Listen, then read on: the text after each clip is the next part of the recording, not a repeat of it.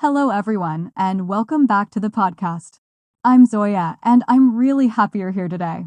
If you're listening to this episode, I already know one thing about you. You want to speak English better. Not perfect English, not fancy English, but confident, natural English. And today, we're going to talk about something very important: the mistakes we make while speaking English. Not textbook mistakes, not exam mistakes, but the real mistakes that stop us from speaking. And with me today is Alex. Alex, welcome to the show. Thanks, Zoya. I'm excited to be here because this topic is extremely real.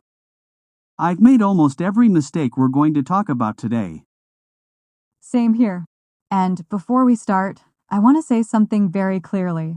Making mistakes while speaking English is normal. Making mistakes means you're learning.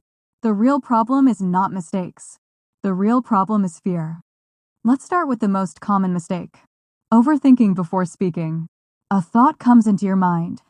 You want to say something, but before you open your mouth, your brain starts working too hard. You think about grammar. You think about tense. You think about pronunciation. You think about what people will think. And then you stay silent. Exactly, this used to happen to me all the time. I had the sentence in my head, but I was waiting for the perfect version of that sentence. And by the time I was ready, the conversation had already moved on. Exactly. Communication is more important than correctness. If you say, "I yesterday go market," and the other person understands you, then you have successfully communicated. Perfect grammar can come later. Speaking comes first. Yes, now the second big mistake is fear of judgment. People worry too much about what others will think. They'll laugh at my accent. They'll notice my mistakes. They'll think I'm not educated. But here's a reality check. Most people are too busy thinking about themselves. They're not analyzing your English. And honestly, people who judge you for trying to speak English are usually people who are too scared to try themselves. Yes, confidence matters more than correctness. People respect effort. People respect courage. Another very common mistake is mental translation. You think in your native language first, and then you try to convert that thought into English. This slows you down. Yes, and it creates unnecessary confusion. For example, instead of directly saying, "I'm tired," you think, "I'm feeling tiredness," because you translated word by word.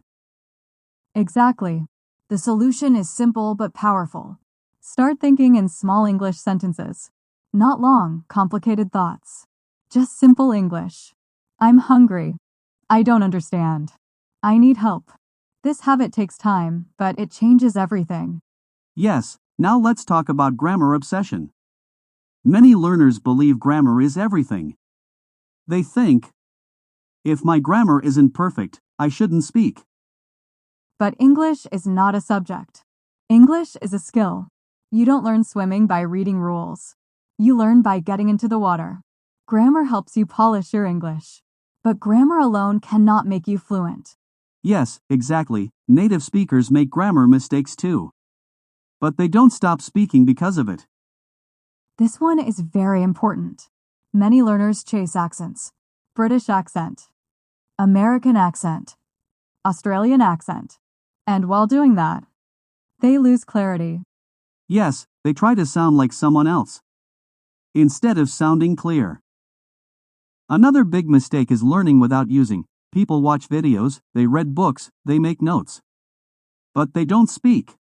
Exactly, and then they say, "I understand English, but I can't speak." Understanding is passive. Speaking is active. You can't become fluent without using English in real life. Yes, even talking to yourself counts. Silence never creates fluency. Now, seventh mistake people make. Let's talk about consistency. Many people practice English only when they feel motivated.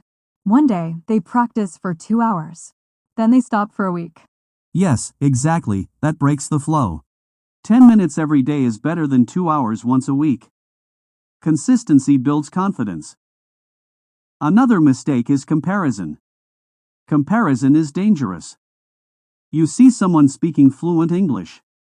And you think, why can't I speak like this?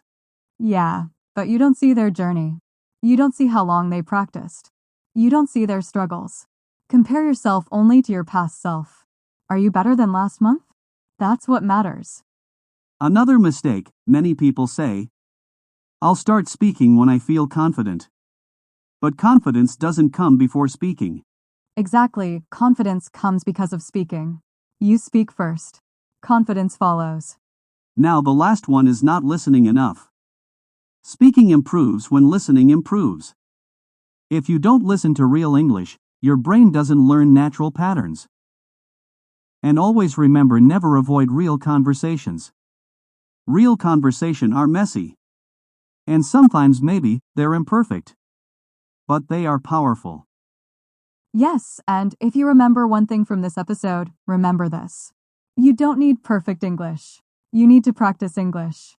Mistakes don't stop fluency. Fear does. Exactly. Podcasts, movies, interviews. They all help make your English fluent. Listening trains your mind. So if you want to listen and want to improve your speaking, you must listen English shows like movies, web series, interviews, and podcasts. If you want to improve your listening and speaking, then there is no problem. You need to do nothing. Just subscribe to our channel, English with Zoya, and our channel will help to improve your English. And this is our second episode on this channel, so if you want more content like this, then please subscribe and click on the bell icon.